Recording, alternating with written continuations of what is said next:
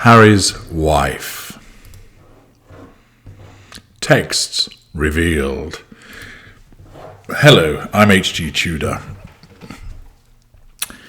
Of course, there continues to be the commentary and observations about the content of Spare, and one aspect that has been seized upon is a text exchange between the Princess of Wales and the Duchess of Cambridge she was at the time, and Harry's wife. This is being trumpeted in one of the supine publications, Harper's Bazaar, with an article by Chelsea Sanchez, which tells us Prince Harry reveals texts between Princess Kate and Duchess Harry's wife, alleges leak by King Charles. Now, first of all, the disclosure of the text messages raises an obvious question. Harry's wife wrote a letter to her dad, and we know, of course, that she did so as a consequence of disclosures by Jason Knorf, with a view to making it seem like it was something that could pull on the heartstrings, and that at that juncture the correspondence was orchestrated to a purpose to make her look good.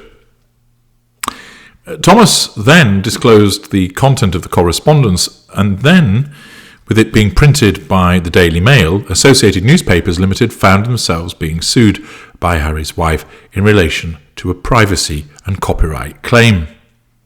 So what she had done is she had sent something to somebody else and then objected to when the content of that letter was disclosed elsewhere. I think the decision was a poor one, personally, and I think that if A&L had actually sought to appeal it, it would have come undone. One does wonder if I think it was the relevant Judge Warby who felt obligated to try and protect the monarchy at that juncture because Harry's wife was still seen as part of it. But it strikes me as a rather strange decision. The letter is sent to Thomas Markle. It therefore is his property and for him to do with it what he wants. But she doesn't like that. She doesn't like the fact that somebody has disclosed something she sent. But lo and behold, it would appear that Kate has sent some text to Harry's wife, but Harry's wife is allowed to now disclose them through her husband's book. Of course, once again demonstrating the hypocrisy of Harry's wife, where she's allowed to kick up a stink about somebody disclosing something she sent, but she's allowed to disclose something that has been sent to her. Not a surprise, of course, that we see the hypocrisy of Harry's wife in action once again. But what do these texts apparently tell us? Well, according to this article, Prince Harry isn't afraid to include receipts in his memoir. Previously leaked excerpts of the book reveal the tense exchange between Catherine, Princess of Wales, and Harry's wife, Duchess of Sussex, days before the Sussex's 2018 wedding, claiming that Kate made Harry's wife cry after she demanded that all the dresses for the Flower Girls be remade. Now, it's the case that Harry's wife made Kate cry, but here it's being turned around. Now, is it beyond comprehension that Kate could make Harry's wife cry? Of course not. Kate is not a saint, and Harry's wife can turn on the waterworks, as we know. One tear, left eye, go. So where a narcissist is wounded or is challenged, they may well turn on the waterworks by way of a response, and that's certainly something that Harry's wife would do as a mid-range narcissist. Pity play. However, a person who's more likely to be nasty to somebody else, of course, is a narcissist, and it's more likely that she, engaging in her bullying behaviours, which have been documented by other people, acted in a way as to make Catherine cry. But of course, Harry's wife can't have it that she is seen as the villain, because she believes that she's St. Harry's wife, for all things empathic. And therefore, not only do we have this hypocrisy of the disclosure of text messages, I seriously doubt the provenance of these text messages. The text messages themselves aren't shown. There isn't a photograph in the publication. I've been to the relevant section of Spare. It's on page 338 to see this relevant section. And all it does is describe what's in the text. It doesn't actually show us. And it wouldn't be beyond Harry and Harry's wife to fabricate what's actually said in them. I dare say the texts don't exist any longer. And of course, we're not going to hear from the Princess of Wales because she's going to adopt the stance of keeping quiet about all of this, not responding to it, which is the appropriate thing to do. The article states that, as it turns out, Harry even includes the actual text messages from their fight in his book. Well, more accurately, Harry includes what he and Harry's wife says the text messages said, because he actually hasn't included the actual text messages themselves, just the reproduction of what they purportedly contained. Charlotte's dress is too big, too long, too baggy, Kate allegedly texts Harry's wife, referring to Princess Charlotte's flower girl dress. Harry notes in the book that the dresses were made from measurements obtained at a previous fitting. She cried when she tried it on at home, Kate texts. Harry's wife reminds Kate that a tailor who could perform alterations was already at Kensington Palace, writing back. Right, and I told you the tailor has been standing by since 8 a.m, here at KP. Can you take Charlotte to have it altered, as the other mums are doing? Still, Kate demands that all the dresses be remade. Now, this strikes me as a rather strange response of Catherine if this is actually true. She's more likely to go along with them having an adjustment rather than saying they need to be completely remade, but it might be the case that she suggested this. We really don't know, and of course, based upon previous behaviours, is one really going to trust what Harry and Harry's wife says as in these texts? Still, Kate demands that all the dresses be remade. She allegedly cites the advice of her own wedding dress designer, Alexander McQueen's Sarah Burton, who agrees with her. Harry's wife then asks Kate if she knows the stress she is under due to the drama surrounding her father, Thomas Markle, pity play. Meg asked if Kate was aware of what was going on right now with her father. Harry reportedly writes, Kate said she was well aware, but the dresses, and the wedding is in 4 days. Harry's wife responds, yes, Kate, I know. Harry adds that Kate had problems with the way Meg was planning her wedding. Something about a party for the page boys. It went back and forth. Harry's wife allegedly texts the Princess of Wales, I'm not sure what else to say. If the dress doesn't fit, then please take Charlotte to see AJ. He's been waiting all day. Fine, Kate answers. Well, that seems like Kate is saying, that's all right, I'll do what you want. But then Harry writes that when he came home, he found his wife to be sobbing on the floor. Yeah. Mills and Boon, dramatics once again.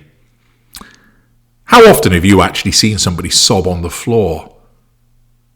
Off the top of my head, even when I've been cruel to some of my victims, they've tended to fall to a seat or stand up crying. They don't drop to the floor as if they're in some period drama. Harry's wife, of course, has a habit of doing this, doesn't she? She dropped to the floor when it was the myth carriage, and now she's dropping to the floor, sobbing. And isn't it strange that how she just so happens to be sobbing as Harry walks in? Perhaps she saw him coming in through the gates and thought, right, several tears, left eye, go, and threw herself down on the floor. The fact is, it's important to understand this.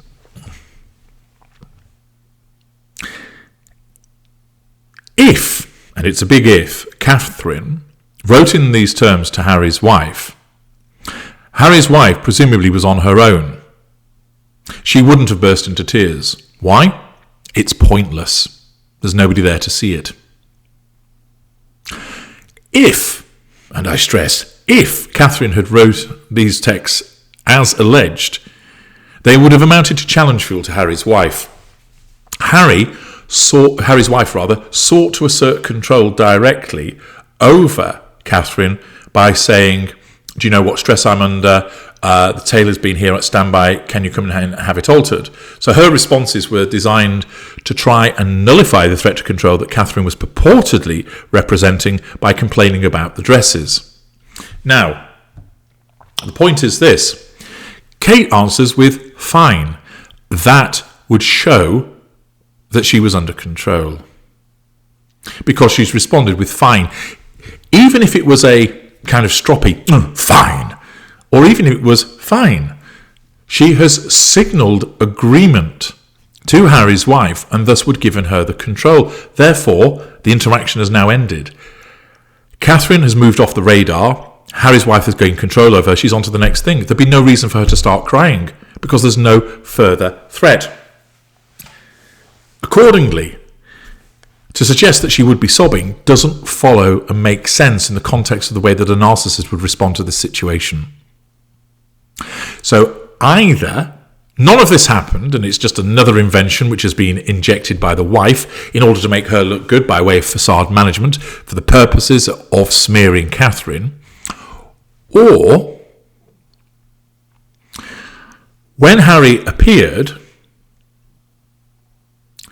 she wanted to control him, and her narcissism selected a pity play to cause her to be found to be sobbing on the floor, which was actually nothing to do with Catherine because that had been dealt with. And instead it was just done to make Harry think that she was upset at the way that Catherine had behaved. And therefore, when Harry comes up on the radar, Harry's wife asserts control over him through a pity play and triangulating him with the allegedly poor behaviour of Catherine. Accordingly, it never happened, and it's just more bullshit that's been generated in this publication. Or if it actually did, it doesn't seem to my mind at all that Catherine has made her cry, because she's confirmed. She said fine, and thus the narcissist has got the control. And what's happened is, in order to control Harry, Harry's wife creates this scene of purportedly being upset about the way that Catherine has treated her, making it seem like Catherine has been problematic, in order to control Harry by making him feel sorry for her.